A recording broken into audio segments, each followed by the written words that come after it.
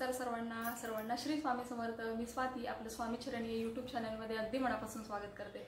बघा, आज मी एक छोटीशी पण तितकीच महत्त्वाची माहिती घेऊन आली आहे। तर संकष्ट चतुर्थीच्या दिवशी कुठल्या सेवा करायचे, बाप्पांच्या मूर्तीवर अभिषेक कसा करायचा आहे याचा व्हिडिओ मी आपल्या चॅनलवर टाकलाय, तर तोही बघा।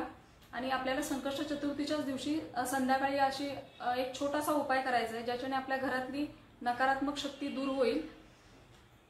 तर तो उपाय कसा करायचा आहे, त्याच्यासाठी काय लागणार आहे तर ते आपण बघूया। चला, तर बघा, संध्याकाळी आपल्याला दिवे लागण्याच्या वेळेला हा उपाय करायचा आहे। जर वर्किंग वुमन असतील तर त्या उशिरा येत असतील तर 8-9 पर्यंत हा उपाय केला तरी चालणार आहे। आपल्याला काय करायचंय, देवापुढे छान आसन टाकायचंय आणि तिथे बसून आपल्याला एक छोटी खोबऱ्याची वाटी घ्यायची आहे। त्याच्यामध्ये एक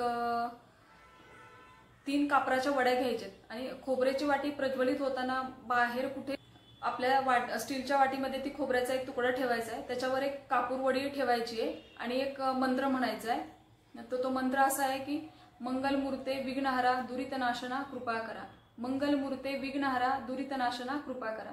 हा मंत्र आपल्याला 51 वेळा म्हणत कापराच्या त्या 3 वड्या एक एक करून प्रज्वलित करायच्यात। म्हणजे एक वडी आपण प्रज्वलित केली की ती संपण्याआधी आपल्याला दुसरी वडी तिथे प्रज्वलित करायची, ती संपत आल्यावर आपल्याला तिसरी, असं करत आपल्याला आणि इकडे मंत्र पण एकसारखे चालू ठेवायचे। असं 51 वेळा आपल्याला मंत्र म्हणायचा। कापूर वडी शांत झाल्यावर आपल्याला गणपती बाप्पांना नमस्कार करायचा आहे, प्रार्थना करायची की हे गणपती बाप्पा माझ्या आयुष्यातले सगळे विघ्न दूर होऊ द्यात।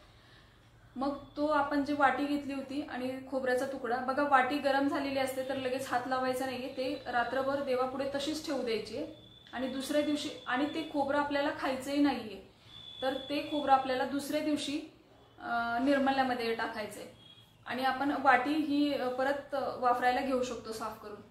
तर हा बघा, माहिती उपाय अगदी छोटासा आहे पण तितकाच प्रभावी आहे। याच्याने काय होतं की आपल्या घरात जी नकारात्मक एनर्जी असते तर ती कमी व्हायला मदत होते।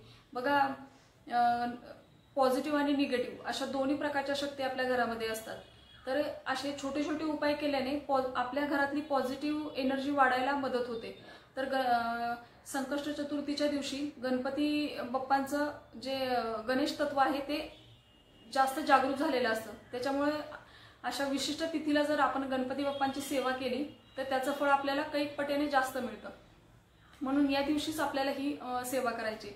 आणि बघा, गणपती बाप्पा हे असे देवता आहेत की ते विद्येचे तर देवता आहेतच पण ते विघ्नहर्ता पण आहेत। म्हणून प्रत्येक पूजेमध्ये बघा आपण गणपती बाप्पांची यांना नमस्कार करतो, गणपती बाप्पांच्या आधी पूजा केली जाते आणि मग त्या कार्याला सुरुवात केली जाते। कारण गणपती बाप्पा हे विघ्नहर्ता आहेत। आपण जे काम करू त्याच्यामध्ये कुठलेही विघ्न येऊ नये यासाठी गणपती बाप्पांची आपण पूजा करत असतो। तर आपल्याला असंच हा संध्याकाळचा एक छोटासा कर्पूर होम करायचा आहे घरामध्ये आणि हा प्रत्येक संकष्ट चतुर्थीला तुम्ही करू शकता। आणि जर तुमची मुलं मोठी असतील त्यांना हा मंत्र व्यवस्थित म्हणता येत असेल तर तुम्ही हा मुलांकडून पण करून घेऊ शकता। मुलांनाही गणपती स्तोत्र, गणपती अथर्वशीर्ष अशा किंवा ओम गण गणपते नमः हा अगदी साधा मंत्र आहे, अगदी छोटे मुलं सुद्धा हा म्हणू शकतात। तर आपल्या घरातल्या छोट्या मुलांना आपण देवासमोर बसवून हा मंत्र 11 वेळा 21 वेळा असं अवश्य म्हणायला लावावा। त्याच्याने बघा मुलांची बुद्धी तल्लख होण्यास मदत होते। तर अशी ही छोटीशी माहिती पण तितकीच महत्त्वाची मला तुमच्यासोबत शेअर करायची होती। माहिती आवडली असेल तर लाईक करा, शेअर करा, सबस्क्राईब करा। भेटूया अशाच एका नवीन व्हिडिओ सोबत। तोपर्यंत सर्वांना श्री स्वामी समर्थ।